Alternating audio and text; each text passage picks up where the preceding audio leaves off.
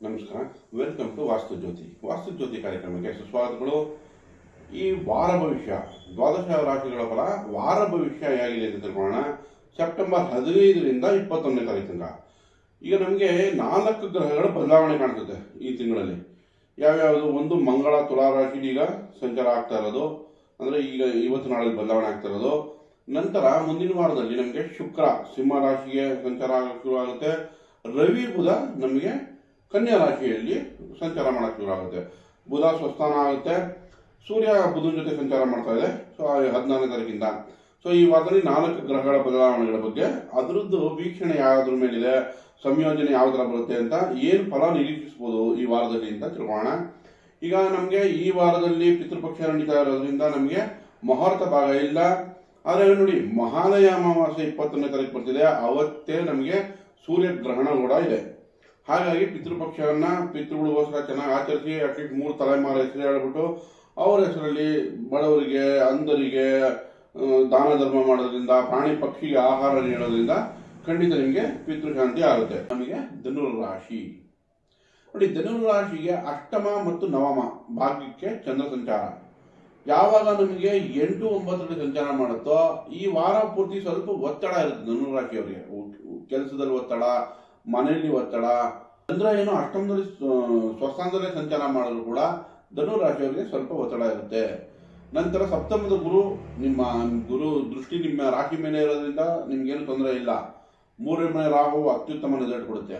ಈ ಬದಲಾವಣೆ ಆಗಿರೋದೇನು? ಶುಕ್ರ ನಮಗೆ ಸಿಂಹ ರಾಶಿಯಲ್ಲಿ ಅಂದ್ರೆ ಭಾಗ್ಯದಲ್ಲಿ ಕೇತು ಜೊತೆ ಯುತಿಯಾಗಿದೆ.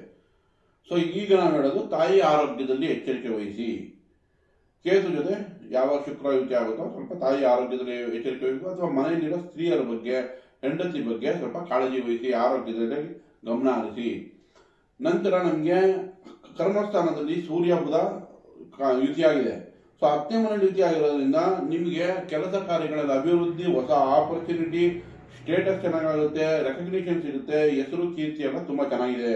11ರಲ್ಲಿ ಪೂಜಾ ಕೂಡ ಭೂಮಿಯಿಂದ ಲಾಭ, ಅಂತಮದಿಂದ ಲಾಭ, ಧೈರ್ಯ, ಪರಾಕ್ರಮಗಳು ಹೆಚ್ಚುತ್ತೆ.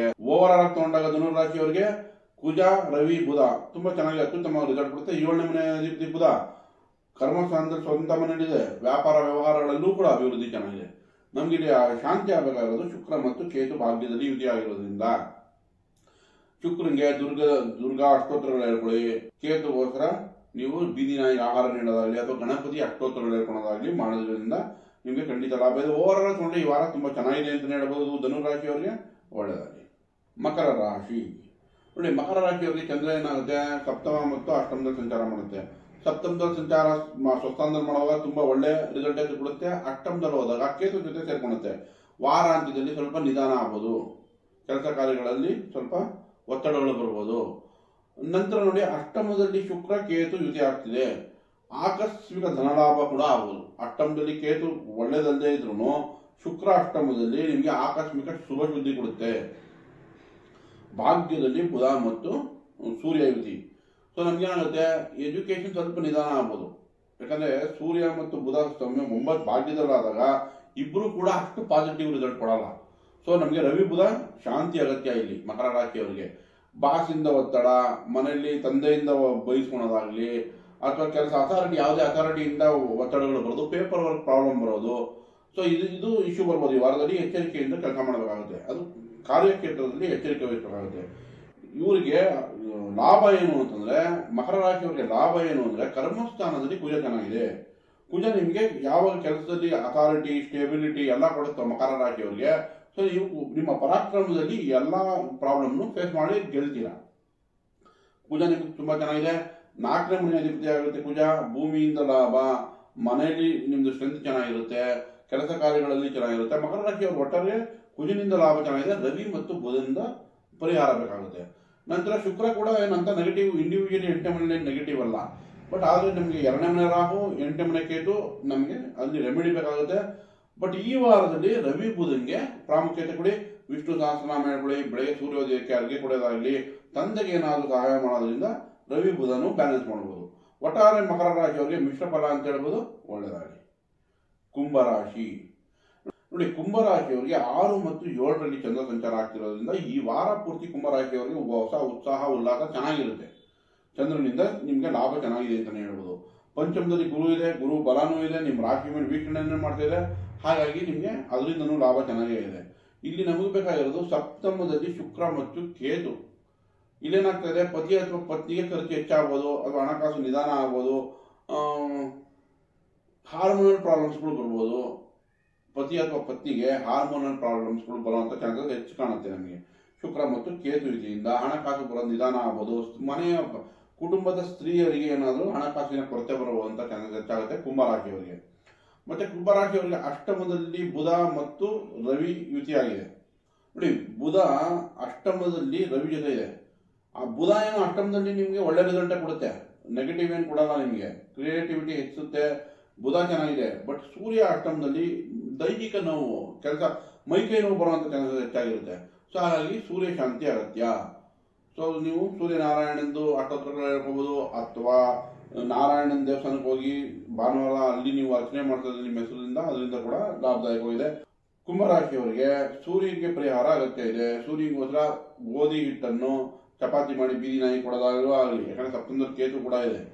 ನಂತರ ನಾರಾಯಣನ ಆರಾಧನೆ ಮಾಡೋದು, ಅಥವಾ ಬೆಳಗ್ಗೆ ಎದ್ದು ಸೂರ್ಯನಾರಾಯಣಗೆ ಅರ್ಘ್ಯ ಕೊಡೋದ್ರಿಂದ ಕೂಡ ನಿಮಗೆ ಸೂರ್ಯ ಪರಿಹಾರ ಆಗುತ್ತೆ. ಅಥವಾ ತಂದೆ ಸೇವೆ ಮಾಡೋದ್ರಿಂದ ಕೂಡ ಸೂರ್ಯ ಪರಿಹಾರ ಆಗುತ್ತೆ.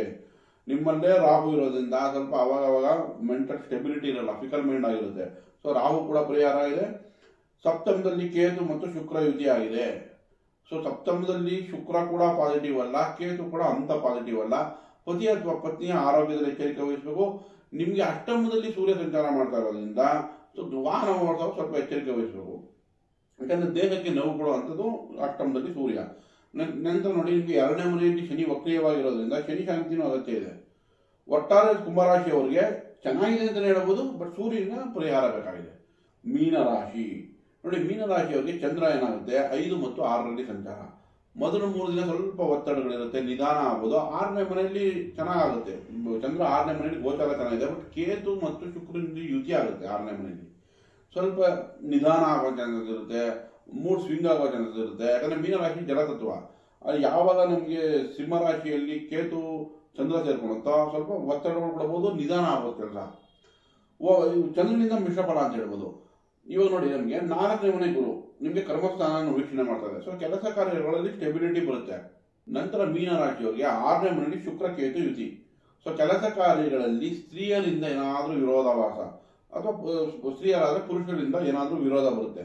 ಸೊ ಅದರಲ್ಲಿ ಎಚ್ಚರಿಕೆ ವಹಿಸಬೇಕು. ಕೆಲಸ ಕಾರ್ಯಗಳಲ್ಲಿ ಕಟ್ಟಾಗೋ ಚಾನ್ಸಸ್ ಇರುತ್ತೆ, ಬದಲಾವಣೆ ಆಗೋ ಚಾನ್ಸಸ್ ಇರುತ್ತೆ. ಇದನ್ನೆಲ್ಲ ನೀವು ಪ್ಲಾನ್ ಮಾಡ್ಕೋಬೇಕಾಗುತ್ತೆ. ನೋಡಿ, ಸೂರ್ಯ 7ನೇ ಮನೆಯಲ್ಲಿ ನಿಮ್ಗೆ ಅಂತ ನೆಗೆಟಿವ್ ರಿಸಲ್ಟ್ ಕೊಡಲ್ಲ, ಒಳ್ಳೆ ರಿಸಲ್ಟೇ ಕೊಡುತ್ತೆ. ಬಟ್ ಬುಧ ಸ್ವಸ್ಥಾನದಲ್ಲಿ ಇದ್ರೂ ಕೂಡ ಗೋಚಾರದಲ್ಲಿ ಅಂತ ಲಾಭದಾಯಕವಾಗಿ ರಿಸಲ್ಟ್ ಕೊಡಲ್ಲ. ಬಟ್ ಆದರೂ ಕೂಡ ನಮಗೆ ಮೀನರಾಶಿಯವರಿಗೆ ವ್ಯಾಪಾರ ವ್ಯವಹಾರಗಳಲ್ಲಿ ಚೆನ್ನಾಗೇ ಇದೆ. 4ನೇ ಮನೆಯಲ್ಲಿ ಕೂಡ ಬುಧನೂ ಆಗುತ್ತೆ. ನಿಮಗೆ ಭೂಮಿಯಿಂದ ಅಥವಾ ತಾಯಿಯಿಂದ, ವಾಹನದಿಂದ ಲಾಭ ಕೂಡ ಖಂಡಿತ ಸಿಗುತ್ತೆ. ಒಟ್ಟಾರೆ ನಾವು ಇಲ್ಲಿ ನೋಡಬೇಕಾಗಿರೋದೇನು ಅಂತಂದ್ರೆ, ನಮಗೆ ಇಲ್ಲಿ ಪರಿಹಾರ ಕೇತು 6ನೇ ಮನೆಯಿಂದ ಪರಿಹಾರ ಬೇಕಾಗುತ್ತೆ.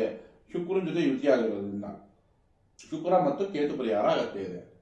ಶುಕ್ರನಿಗೆ ದುರ್ಗಾ ಅಷ್ಟೋತ್ತರಗಳು ಹೇಳ್ಕೊಳೋದ್ರಿಂದ, ಕೇತುವಿಗೆ ಬೀದಿ ನಾಯಿಗೆ ಆಹಾರ ನೀಡೋದ್ರಿಂದ, ಅಥವಾ ಗಣೇಶನ ಅಷ್ಟೋತ್ತರ ಹೇಳ್ಕೊಡೋದ್ರಿಂದ ಕೂಡ ಕೇತು ಪರಿಹಾರ ಆಗುತ್ತೆ. ಮೀನರಾಶಿಗೆ ಒಟ್ಟಾರೆ ತಗೊಂಡ್ರೆ ಚೆನ್ನಾಗಿದೆ ಅಂತ ಹೇಳಬಹುದು. ಈ ಪರಿಹಾರ ಮಾಡ್ಕೊಂಡಿದ್ದಲ್ಲಿ ಉತ್ತಮ ರಿಸಲ್ಟ್ ಸಿಗುತ್ತೆ. ಈ ವಿಡಿಯೋ ಇಷ್ಟ ಆಗಿದ್ದಲ್ಲಿ ದಯವಿಟ್ಟು ಫ್ರೆಂಡ್ಸ್ಗಾಗಲಿ ರಿಲೇಷನ್ಗಾಗಲಿ ಶೇರ್ ಮಾಡಿ, ಸಬ್ಸ್ಕ್ರೈಬ್ ಮಾಡಿ, ಲೈಕ್ ಮಾಡಿ. ಧನ್ಯವಾದಗಳು.